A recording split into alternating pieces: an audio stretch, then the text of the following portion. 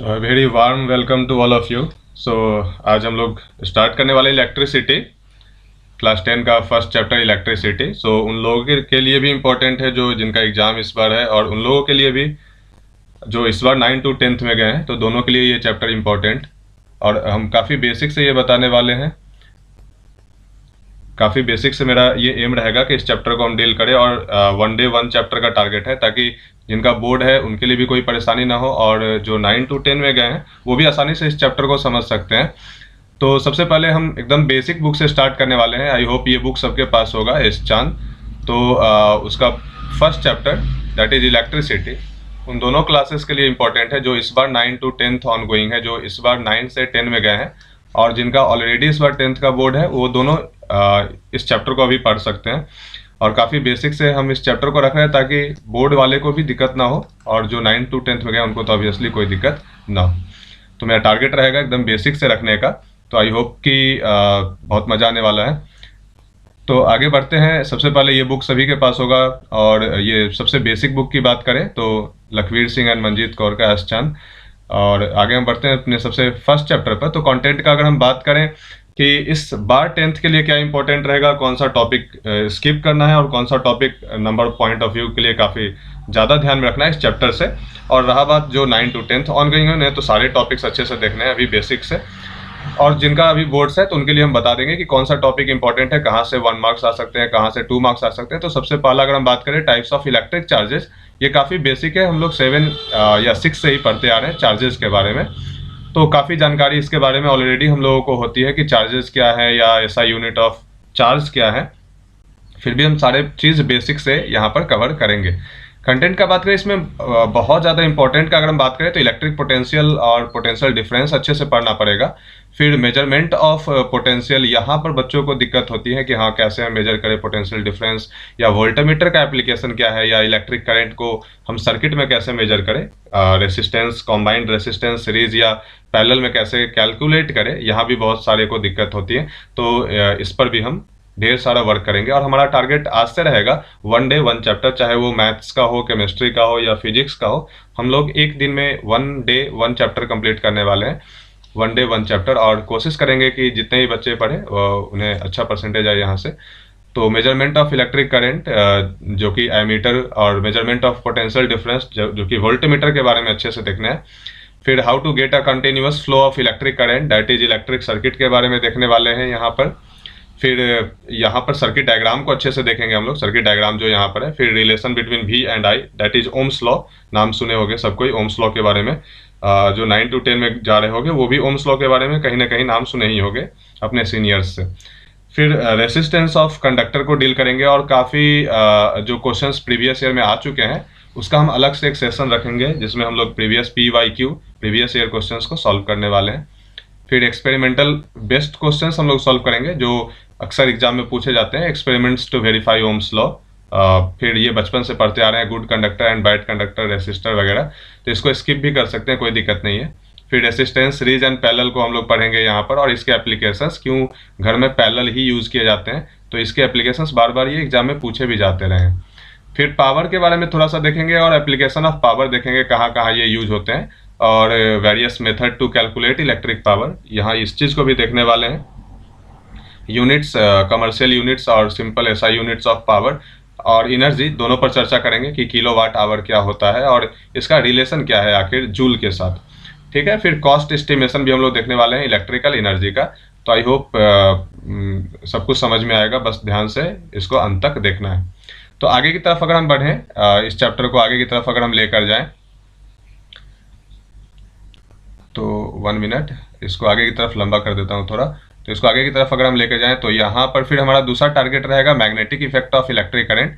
तो इस चैप्टर को अभी हम शुरू करने जा रहे हैं एकदम बेसिक से कवर करके। तो सबसे पहला अगर हम इलेक्ट्रिसिटी का बात करें तो यहाँ जो हमारे बुक में दिया हुआ है, इलेक्ट्रिसिटी एक इम्पॉर्टेंट सोर्स ऑफ एनर्जी है हमारे मॉडर्न टाइम में। या इलेक्ट्रिसिटी के बिना न घर, न इंडस्ट्री, या नहीं ट्रांसपोर्टेशन। आजकल तो हमारे जितने भी ट्रांसपोर्टेशन जैसे ट्रेन्स हैं, पहले डीजल पर चलते थे, सबसे पहले कोयला का बात करें, कोयला पर चलता था, फिर डीजल वाला आया, और अब तो इलेक्ट्रिसिटी बेस्ड ही है। तो यहाँ अगर हम बात करें कि चाहे वो ट्रांसपोर्टेशन की बात करें, चाहे वो अपने घर का बात करें, ये सभी जगह यहाँ पर, या इंडस्ट्री की बात करें, ये सभी जगह इलेक्ट्रिसिटी आजकल बेसिक नीड्स बन चुके हैं। तो यहाँ इस पहला पैराग्राफ को हम लोग स्किप भी कर सकते हैं, यहाँ से कोई क्वेश्चंस आने के चांसेस नहीं होंगे कि हाँ ये इलेक्ट्रिसिटी का, कभी भी ये क्वेश्चंस नहीं पूछे जाते हैं कि हाँ इलेक्ट्रिसिटी के यूजेस क्या है या right the uses of electricity, ऐसा कभी भी ये क्वेश्चंस आज तक नहीं आया है, ना इस बार आने के चांसेस है। बस ये बेसिक जानकारी के लिए है कि हाँ इलेक्ट्रिसिटी का यूज़ कहाँ कहाँ है। तो हमारे डोमेस्टिक पर्पज़ के लिए घर में हम यूज़ करते हैं for the purpose of fans, bulbs, TV, fridge etcetera. फिर आजकल used for pulling the electric trains वगैरह में इनका यूज होता है। फिर अगर हम बात करें इंडस्ट्रियल पर्पस में भी ढेर सारा इनका यूजेज है। तो यहाँ से क्वेश्चंस ना के बराबर ही आने के चांसेस होते हैं। तो ये वाला पार्ट जो, अगर हम 10th बोर्ड का बात करें तो 10th बोर्ड के बच्चे इस पार्ट को स्किप कर सकते हैं। 1 मिनट।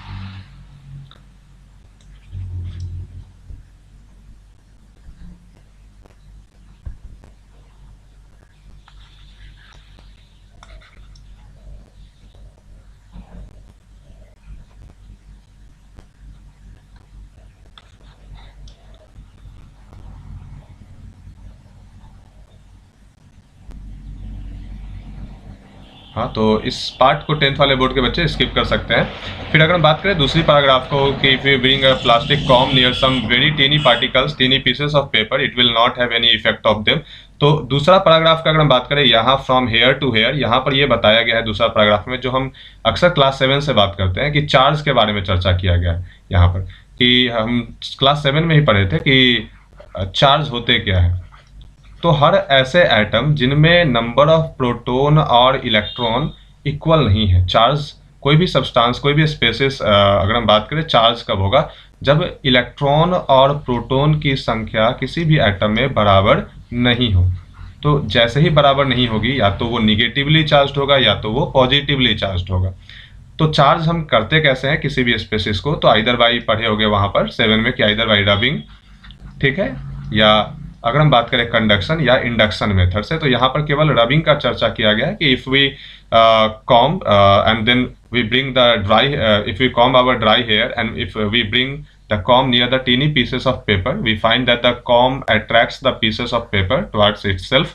सो इस ऑब्जर्वेशन को यहाँ पर सेकेंड पैराग्राफ में बताया गया। तो ये भी एग्जामिनेशन पॉइंट ऑफ व्यू के लिए एकदम से इंपॉर्टेंट नहीं है। इस पहला पैराग्राफ और सेकेंड पैराग्राफ को बिल्कुल ही हम स्किप कर सकते हैं, इस दोनों पर ध्यान देने उतना जरूरी नहीं है, क्योंकि यहाँ से क्वेश्चंस ना के बराबर नहीं ही आएंगे। श्योर एंड सर्टेन है कि यहाँ से क्वेश्चंस नहीं आएंगे, क्योंकि ये 7-8 का बेसिक सा बताया गया है यहाँ पर कि जब किसी भी पार्टिकल्स को हम चार्ज कैसे करते हैं या चार्ज होता क्या है। तो चार्ज वैसे स्पेसिस है जहाँ पर इलेक्ट्रॉन और प्रोटॉन की संख्या बराबर नहीं होती है। तो या तो वो अगर बराबर नहीं होगी तो या तो प्रोटॉन ज़्यादा होगा इलेक्ट्रॉन से, तो उसको हम पॉजिटिवली चार्ज स्पेसिस बोलेंगे, या अगर इलेक्ट्रॉन ज़्यादा होगा प्रोटॉन से तो उन्हें हम निगेटिवली चार्ज्ड स्पेसिस बोलेंगे। और हम चार्ज कैसे करते हैं, तो यहाँ इस सेकेंड पैराग्राफ में रबिंग एक मेथड बताया गया है कि अगर हम दो ऑब्जेक्ट्स को रब करें आपस में, अगर हम दो ऑब्जेक्ट्स को रब करते हैं, रगड़ते हैं, तो एक से इलेक्ट्रॉन दूसरे पर ट्रांसफर होता है, और जैसे ही ट्रांसफर ऑफ इलेक्ट्रॉन्स होंगे तो वहाँ पर वो स्पेसिस चार्ज्ड कहलाएंगे, ठीक है। तो यहाँ से भी इस दोनों पैराग्राफ, अगर हम क्लास 10th वाले बच्चे की बात करें विथ रिस्पेक्ट टू, तो इस दोनों पैराग्राफ को वो स्किप कर सकते हैं। कैसे पढ़ना है, अभी ये 50 डेज तुम लोग के पास है, ये 50 डेज कैसे यूटिलाइज करना है, try to utilize this 50 days, और मैक्सिमम मार्क्स कैसे लाने हैं वही अभी हम बता रहे हैं कि ये 50 डेज जो हमारे पास है इसमें हम कैसे यूटिलाइज करके मैक्सिमम 90+ से ऊपर हम परसेंटेज ला सकते हैं। तो इसके लिए पढ़ने का तरीका क्या होना चाहिए, हम बुक्स को कैसे पढ़ें और सेट कैसे बनाएं, इसको हम टारगेट कर रहे हैं। तो हम कोशिश करेंगे 1 डे 1 चैप्टर को रखने का, चाहे वो फिजिक्स हो, केमिस्ट्री हो, मैथमेटिक्स हो, और साथ में सेट भी हम लोग बनाएंगे। तो क्लास 10 और 12 दोनों के लिए ये चीज़ हम रखेंगे। और टाइप्स ऑफ इलेक्ट्रिक चार्ज का अगर हम बात करें तो 2 तरीके का चार्ज होता है, निगेटिव और पॉजिटिव। तो सबसे पहला अगर हम लाइन पढ़े, it has been found by experiments that there are 2 types of charges. तो बस एग्जामिनेशन पॉइंट ऑफ व्यू के लिए आपको चार्ज का नाम याद रखना है। वहाँ पर ये क्वेश्चन पूछे जाते हैं कि हाँ right the name of charges, तो पॉजिटिव चार्ज और निगेटिव चार्ज। ये कभी नहीं पूछे जाएंगे कि how positive charge are developed और how negative charge are developed. 1 number के क्वेश्चन यहाँ से राइज होते हैं कि हाँ what are the 2 basic charges. Then एक नंबर का लिखना है आपको पॉजिटिव चार्ज या निगेटिव चार्ज, ये दोनों आपको लिख देना है। तो इसमें कोई बड़ा इशू नहीं है, ये कभी भी नहीं आपसे पूछा जाएगा कि हाउ चार्जेस आर डेवलप्ड। तो इस पैराग्राफ में बस एक ही क्वेश्चन अराइज हो रहा है एक नंबर का कि हाँ what are the two types of charges, तो इसको आपको इतना ही देखना है। फिर हम आगे अगर हम बढ़े तो नेक्स्ट पैराग्राफ में जो चर्चा किया गया है, opposite charges like charges attract each other repel each other and unlike charges attract each other. तो ये बचपन से हम पढ़ते आ रहे हैं कि हाँ पॉजिटिव और निगेटिव जो चार्जेस है ये अपोजिट चार्जेस है और दोनों आपस में अट्रैक्ट करते हैं एक दूसरे को। तो अनलाइक चार्जेस हमेशा एक दूसरे को अट्रैक्ट करेंगे। वही अगर हम लाइक चार्जेस का बात करें कि पॉजिटिव पॉजिटिव अगर है तो ये आपस में रिपेल करेंगे हमेशा। और मैग्नेट में भी यही होता है, हम देखते हैं कि like poles repel and unlike poles attract each other. तो यहाँ से भी क्वेश्चंस 9 के बराबर बनने के चांस है कि हाँ opposite charges attract each other या रिपेल ईच अदर। यहाँ से भी क्वेश्चंस कुछ भी न्यू तरीके के कोई भी क्वेश्चंस फॉर्म नहीं होंगे यहाँ पर। नेक्स्ट अगर हम आगे पैराग्राफ का बात करें, इसको सिलेक्ट कर लूँ एक बार। तो नेक्स्ट अगर हम आगे बात करें तो SI unit of electric charge coulomb यहाँ पर बताया गया और ये यहाँ पर इंपॉर्टेंट है। फिर एक नंबर का क्वेश्चन यहाँ से राइज होता है कि पूछा जाता है कभी कभी कि what is the SI unit of charge, then it is coulomb. Spelling याद रखना है, बहुत बच्चे स्पेलिंग में गलती करते हैं कि हाँ कूलम का स्पेलिंग क्या है। तो COULOMB कूलम है यहाँ पर। और इसका अगर हम सिंबल का बात करें तो कैपिटल C से रिप्रेजेंट होता है। तो इस चीज़ को डिनोट करना which is denoted by capital C। तो इस चीज़ को हमेशा ध्यान में रखना है। कभी कभी एक नंबर के पूछे जाते हैं कि यूनिट्स ऑफ इलेक्ट्रिक चार्ज क्या है। और अगर नेक्स्ट क्वेश्चन का बात करें इस पैराग्राफ से तो पूछे जाएंगे कि 1 कूलम का डेफिनेशन क्या है। तो 1 कूलम का डेफिनेशन आपको यहाँ पर दिखाया गया है। 1 कूलम इज दैट क्वांटिटी, अगर हम इसको सेलेक्ट करके फिर से अगर हम दिखा दें तो 1 कूलम का डेफिनेशन यहाँ पर दिखाया गया है कि 1 कूलम इज दैट क्वांटिटी। फिर से एक बार सेलेक्ट कर ले, 1 मिनट।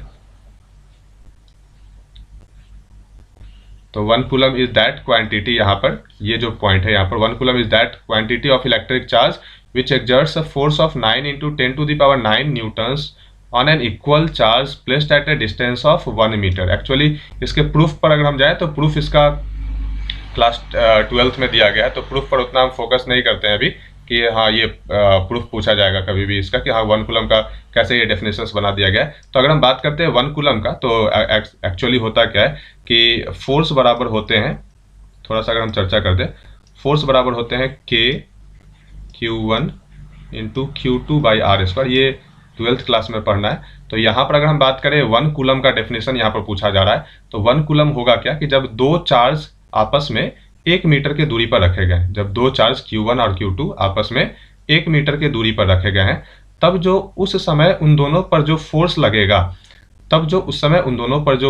लगेगा, अगर हम दो चार्ज का बात कर रहे हैं कि 1 कूलम का डेफिनेशन क्या है कि अगर दो चार्ज जो कि आपस में 1 मीटर पर रखे गए हैं और दोनों के बीच में फोर्स अगर 9 इंटू 10 का पावर 9 न्यूटन लग रहा है, अगर दो चार्ज जो 1 मीटर की दूरी पर रखे गए हैं और दोनों के बीच में फोर्स अगर 9 इंटू 10 का पावर 9 न्यूटन लग रहा है, तब जो चार्ज यहाँ पर कहलाएंगे वो 1 न्यूटन के कहलाएंगे। तो आपको ये ध्यान में रखना है। यहाँ पर 1 कूलम का डेफिनेशन बहुत बार पूछा जाता है। यहाँ एग्जामिनेशन पॉइंट ऑफ व्यू का बात करें तो ये काफ़ी ज़्यादा इंपॉर्टेंट है। यहाँ इस पैराग्राफ से 2 क्वेश्चन एक्चुअली अराइज हुए हैं। क्या क्या अराइज हुए हैं तो अगर हम बात करें पहला SI unit of electric charge, और दूसरा अगर हम बात करें कि सिंबल ऑफ कूलम, और तीसरा हम बात करें डेफिनेशन ऑफ कूलम, तो यहाँ से पूछे जाते हैं।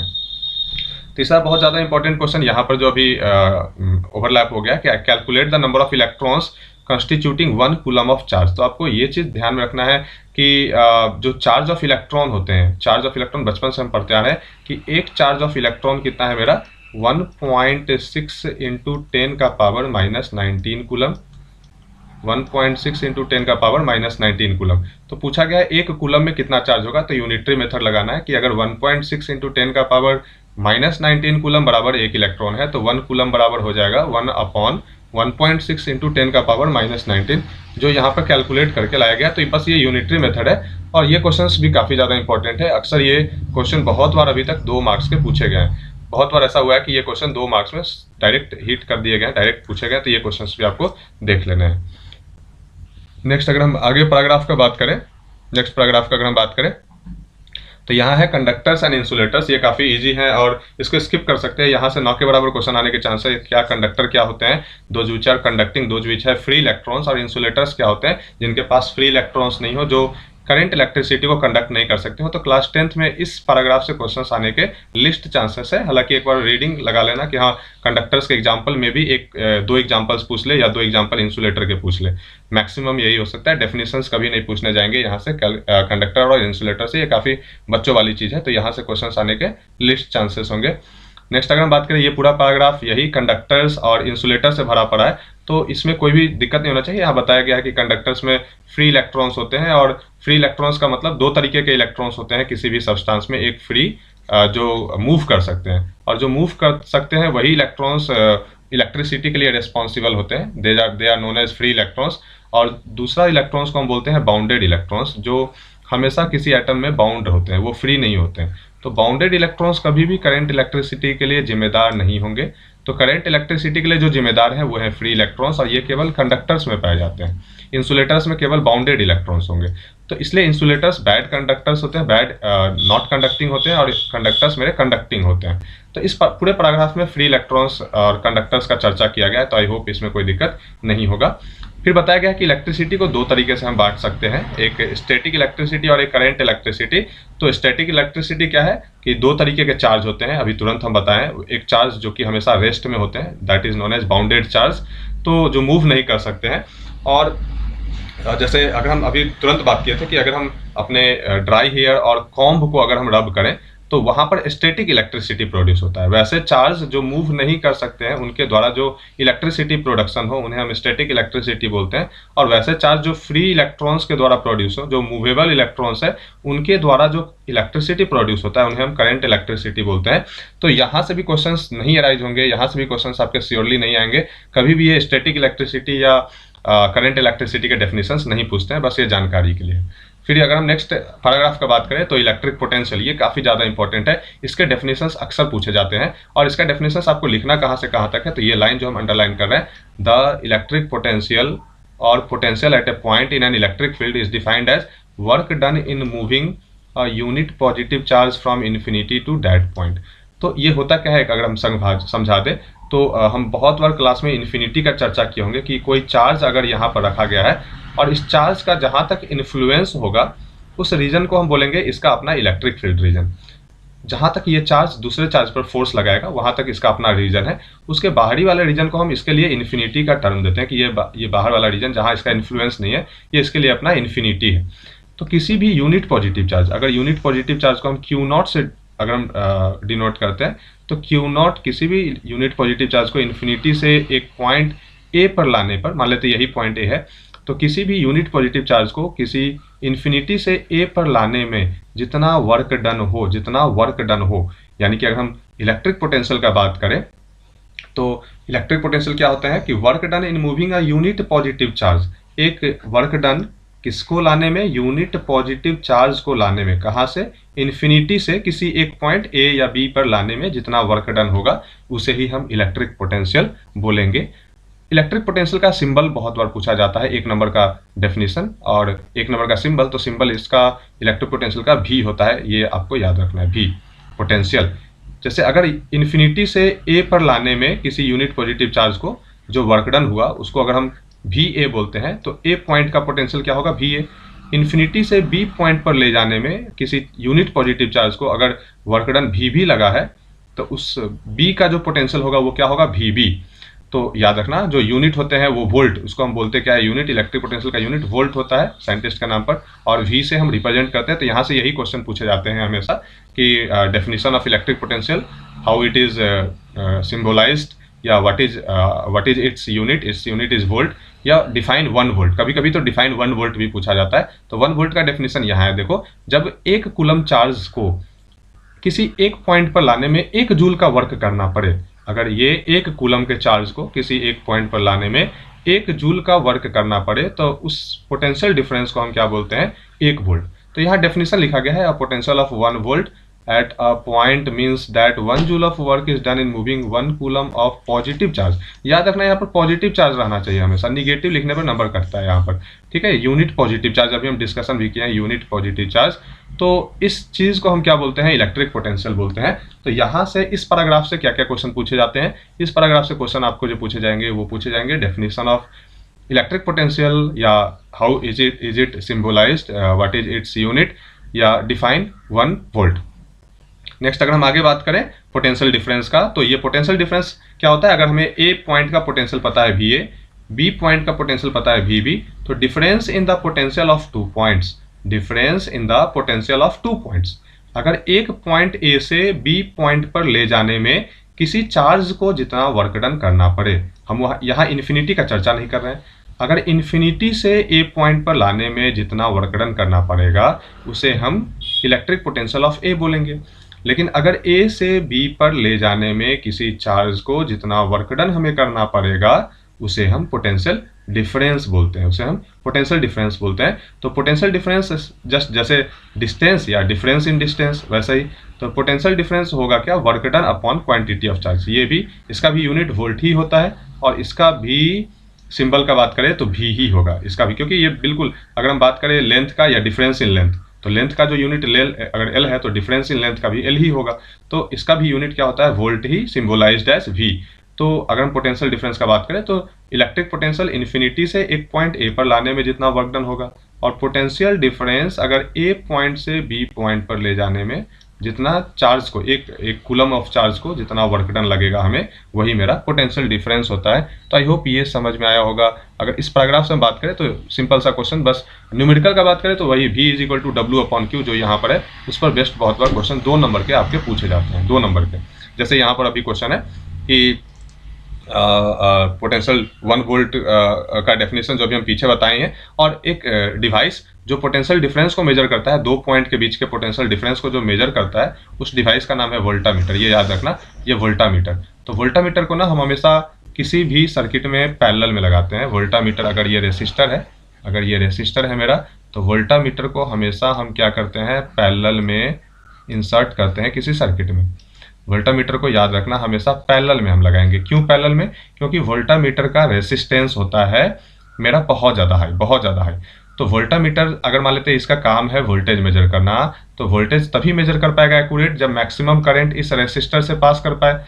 तो अगर कुछ भी अमाउंट ऑफ करंट इस रेसिस्टर से हटकर अगर वोल्टामीटर से पास करने लगेगा तो एक्यूरेट वोल्टेज इस रेसिस्टर के अराउंड हमें नहीं मिल पाएगा, there would be some error. क्योंकि एक्यूरेट वोल्टेज मेजर करने के लिए 100% करंट इस रेसिस्टर से पास होना चाहिए। दैट मीन्स 100% मतलब 0% करंट वोल्टामीटर से पास होना चाहिए। इसलिए इसका रेसिस्टेंस इतना हाई बना दिया जाता है कि इससे एक भी करंट, एक स्मॉल अमाउंट ऑफ करंट भी पास नहीं करे। तो यहाँ पर लिखा भी हुआ है। तो इससे एक क्वेश्चन पूछे जाते हैं 1 नंबर के कि विच device is used for measuring the potential difference across the circuit. इस पूरे पैराग्राफ से जो क्वेश्चन आएंगे वो आएंगे वोल्टामीटर।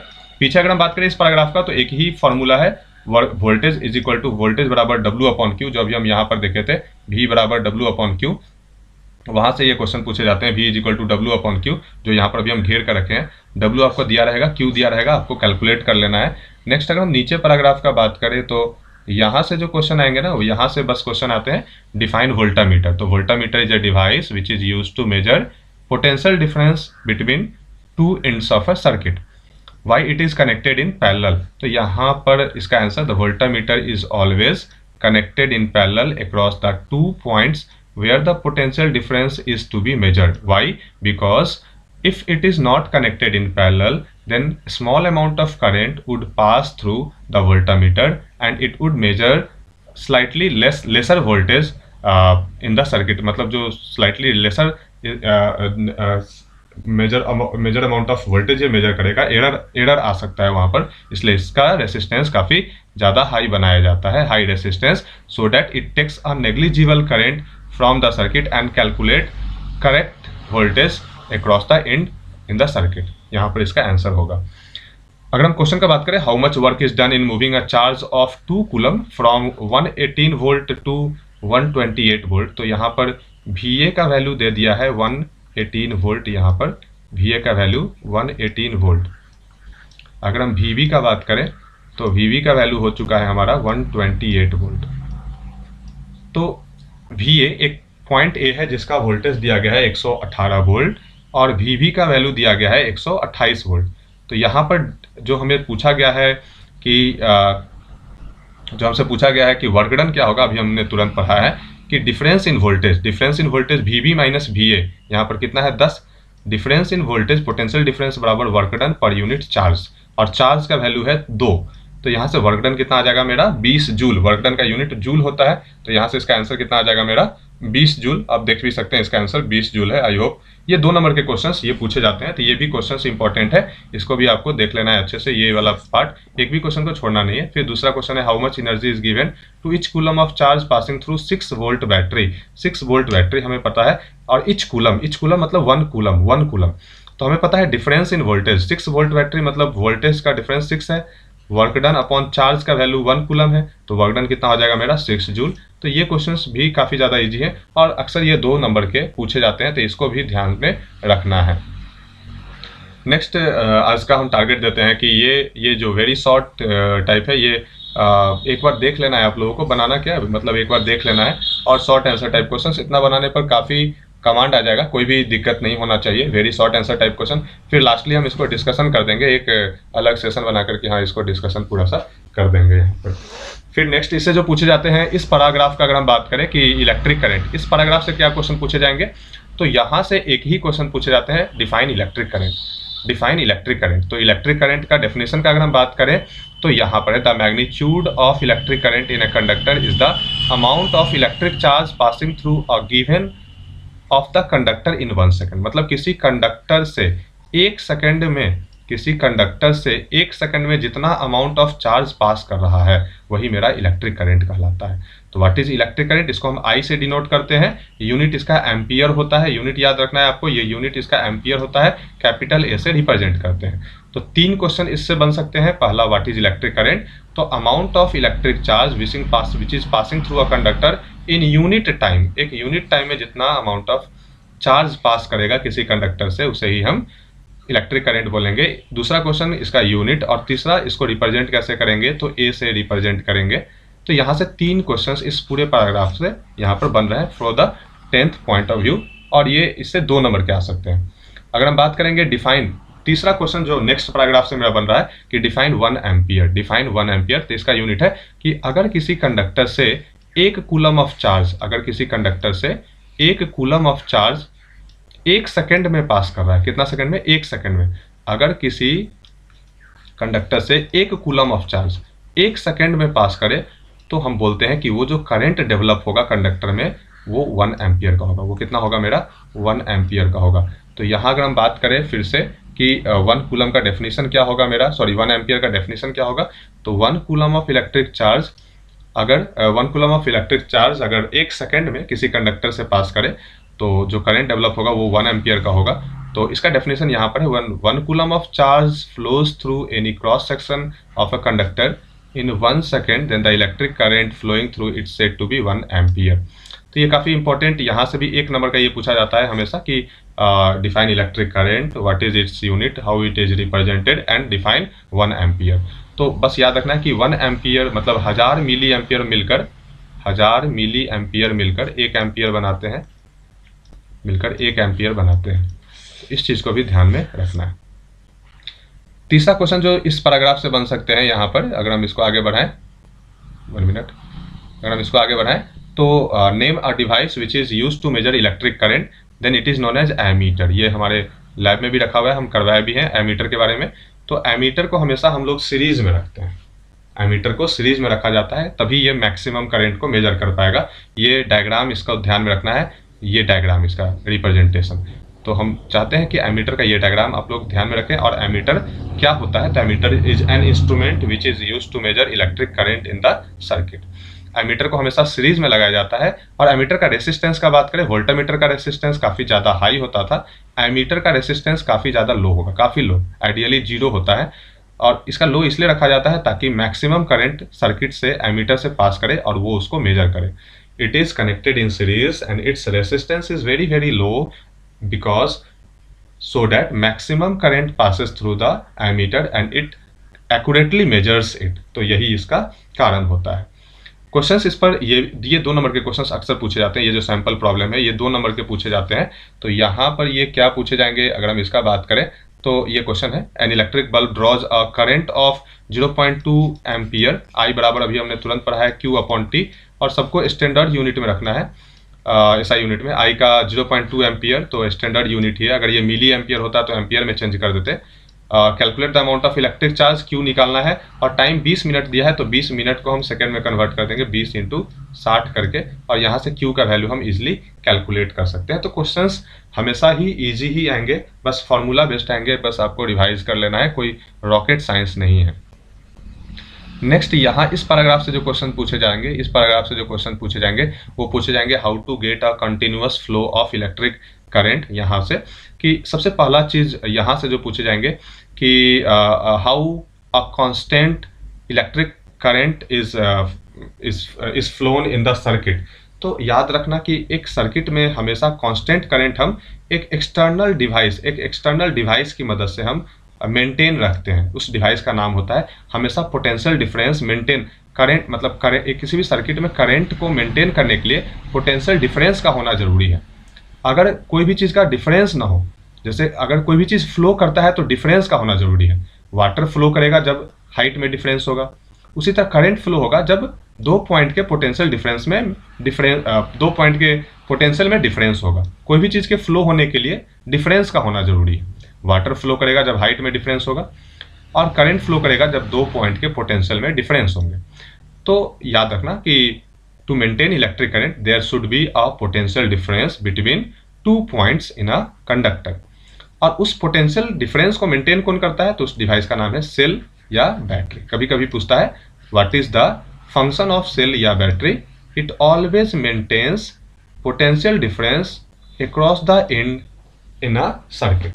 यही इसका काम है। तो इससे बस एक ही क्वेश्चन बन सकते हैं, वो भी 1 नंबर के। इस पूरा पैराग्राफ से आपको ये सब उतना पढ़ने का जरूरत नहीं है, नीचे का ये जितना जो ये फालतू का चीज़ ये सब पढ़ के टाइम वेस्ट करने का चीज़ नहीं है। इससे एक ही चीज़ बन रहा है कि what is the application of cell और battery. Its application is just to maintain potential difference between 2 points in a circuit.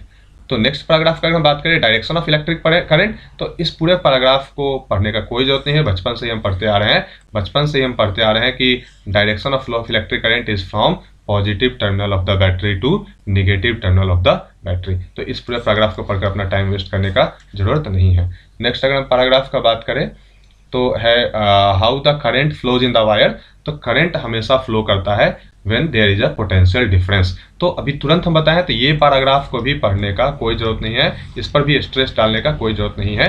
तो इसका आंसर एक ही है कि जब पोटेंशियल डिफरेंस होगा करंट का फ्लो होगा। पोटेंशियल डिफरेंस मेंटेन कौन करेंगे, तो सेल या बैटरी करेंगे। नेक्स्ट अगर हम आगे बात करें नेक्स्ट पैराग्राफ का अगर हम बात करें तो इलेक्ट्रिक सर्किट, यहाँ से 1 नंबर के क्वेश्चंस आते हैं। Define electric circuit. तो ये इलेक्ट्रिक सर्किट होता क्या है, तो कंटिन्यूअस कंडक्टिंग पाथ होता है। ये इलेक्ट्रिक सर्किट होता क्या है, continuous conducting path consisting of wires and other resistance. मतलब एक इलेक्ट्रिक सर्किट क्या होता है, कंटिन्यूअस क्लोज्ड कर्व होता है, जिसमें क्या क्या होते हैं, तो वायर होते हैं, बल्ब होते हैं, स्विच होते हैं, बैटरी होता है। तो continuous conducting path consisting of wires and other resistance, जैसे कि इलेक्ट्रिक बल्ब, स्विच, बैटरी, ये सभी जो मेंटेन करते हैं पोटेंशियल डिफरेंस को। तो 1 नंबर का क्वेश्चन बस इससे आता है, यह है व्हाट इज इलेक्ट्रिक सर्किट, या 2 नंबर का, 1 या 2 नंबर का। नीचे में ये सब पढ़ने की जरूरत नहीं है, या तो 1 नंबर 2 नंबर का पूछेगा तो define electric circuit and draw it's diagram. तो एक डायग्राम बस याद रखना है, रफली डायग्राम इसका याद रखना है कि रफली डायग्राम कैसे हम बनाते हैं। तो ये बल्ब बना देते हैं, यहाँ पर एक रेसिस्टर बना देते हैं, यहाँ पर स्विच बना देते हैं, और यहाँ पर हम बैटरी वगैरह बना देते हैं। एक सिंपल सा स्विच को हम क्लोज कर देते हैं, बैटरी यहाँ पर है। तो इस तरीके से हम यहाँ पर मेजर करते हैं। थोड़ा सा हम इसको चार्ज में लगा लें।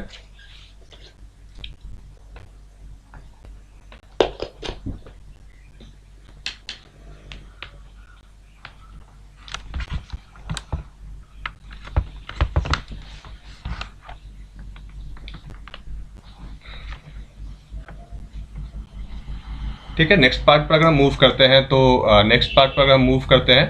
तो देखते हैं इस पूरे पैराग्राफ में सिंबल दिया गया है कि हाँ कभी कभी 1-1 नंबर के सिंबल पूछते हैं कि एमीटर का सिंबल। इसमें जो इंपॉर्टेंट है वो है एमीटर का सिंबल, यहाँ पर जो दिया गया है वोल्टामीटर का सिंबल। गैल्वेनोमीटर और एमीटर में हम बार बार डिफरेंस बताते हैं कि गैल्वेनोमीटर बस सेंस करता है करंट को, कि वेदर करंट है या नहीं है। एमीटर ना वैल्यू बताएगा, करंट का वैल्यू बताता है कि अगर करंट है तो 5 एम्पियर का है, 6 एम्पियर का है। गैल्वेनोमीटर कभी भी वैल्यू नहीं बताएगा, ये केवल यस या नो बताएगा कि करंट है या नहीं है। स्मॉल अमाउंट ऑफ करंट को भी मेजर कर देता है। तो बस एक लुक ले लेना है इसमें, कोई भी एक सिंबल, एक आध सिंबल देकर वो 2 नंबर का 2 सिंबल पूछ कहेंगे बनाने के लिए और 2 नंबर का क्वेश्चन पूछ देंगे। तो इसको बस एक बार लुक ले लेना है, ऊपर में ये सब पढ़कर अपना टाइम वेस्ट नहीं करना है, ये सब पढ़कर अपना टाइम वेस्ट नहीं करना है। नेक्स्ट अगर हम आगे बात करते हैं दूसरे टॉपिक का, फिर से हम बता रहे हैं यहाँ पर 2 तरीके का रेसिस्टेंस का चर्चा है।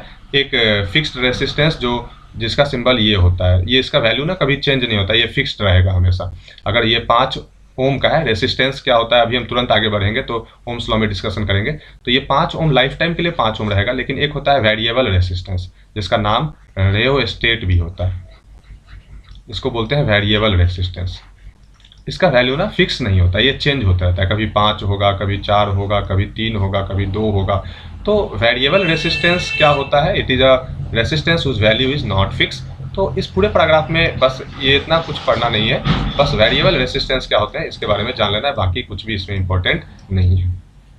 ठीक है, तो नेक्स्ट अगर हम आगे बात करें तो सर्किट डायग्राम का अगर हम बात करते हैं यहाँ पर, तो सर्किट डायग्राम होते क्या है? पीछे इलेक्ट्रिक सर्किट का बात किए थे, तो एक ऐसा डायग्राम जो इंडिकेट करता है हर कंपोनेंट, इलेक्ट्रिक सर्किट के हर कंपोनेंट को सिंबल के फॉर्म में बाई इलेक्ट्रिक सिंबल, यहाँ पर जो लिखा हुआ है by electric symbol for the component is called circuit diagram. तो यहाँ से 1 नंबर के क्वेश्चन या 2 नंबर के क्वेश्चन पूछे जाएंगे, what is electric circuit diagram and draw the circuit diagram. तो ड्रॉ करने के लिए अभी हम तुरंत पीछे बताएं भी है कि सर्किट डायग्राम को हम कैसे ड्रॉ करते हैं। अगर हम मोर एक्यूरेट सर्किट डायग्राम अगर बनाने के लिए पूछेगा तो आप इसको बना सकते हो। यहाँ जो दिया गया है ये वाला डायग्राम, ये मोर एक्यूरेट है। तो 2 नंबर के क्वेश्चंस इस पूरे पैराग्राफ में ये सब पढ़कर अपना टाइम वेस्ट नहीं करना है। लास्ट टाइम में 2 नंबर के क्वेश्चंस आपको पूछे जाएंगे, तो what is define electric circuit and draw it's diagram. तो ड्रॉ इट्स डायग्राम में ये वाला डायग्राम बनाना है, एंड डिफाइन में अभी जो हमने ऊपर दिखाया था हाईलाइट करके, तो वो वाला ये पूरा आपको डायग्राम डेफिनेशन लिखना है। बाकी इस पूरे पैराग्राफ में कुछ भी पढ़कर अपना टाइम वेस्ट नहीं करना है, इधर ये सब पढ़कर अपना टाइम वेस्ट नहीं करना है। इसको बनाने का बस एक बार कोशिश करना कि हाँ पढ़कर बनाने का, बाकी हम एक सेशन अलग से इस क्वेश्चंस पर हम रखेंगे। नेक्स्ट अगर हम आगे बात करें तो ये ओम्स लॉ हम चाहते हैं कि आज हम यहीं तक रखते हैं। ओम्स लॉ से आगे का हम नेक्स्ट सेशन हम डालेंगे ओम्स लॉ और इसके आगे कॉम्बिनेशन ऑफ रेसिस्टर्स का। तो हम सोचे इस पूरे क्लास को हम 3 दिन में डिस्कशन कर दें और मैक्सिमम मार्क्स इससे तुम लोग कैसे ला सकते हो। हर दिन हम अलग अलग चैप्टर्स का डिस्कशन करेंगे। अगर ये सेशन अच्छा लगा हो तो लाइक जरूर करना, सब्सक्राइब भी जरूर कर देना चैनल को, ताकि मोटिवेशन मिलते रहे इसको आगे डालते रहने के लिए। और मेरा अलग से सेशन आएगा, फ्री सेशंस भी रहेगा अनअकैडमी पर, तो उसे भी ज्वाइन कर सकते हो विथ द कोड दीपक1372 दीपक1372। तो ये मेरा अनअकैडमी का कोड है, उससे भी तुम लोग इस फ्री सेशंस को इनरोल कर सकते हो। ढेर सारा फ्री सेशंस भी वहाँ पर मिलेगा, क्लास 11th के लिए, क्लास 12th के लिए, तो 10th के लिए भी, हालांकि 10th नहीं 11th 12th के लिए वहाँ पर जेई नीट सेक्शन में रहेगा, तो उसे भी इनरोल कर सकते हो। और बाकी अगर पसंद आया हो तो नेक्स्ट कमेंट सेक्शन में बताना, तो नेक्स्ट आगे भी इस क्लास को कंटिन्यू रखेंगे। चलो तब तक के लिए यहीं पर, थैंक यू।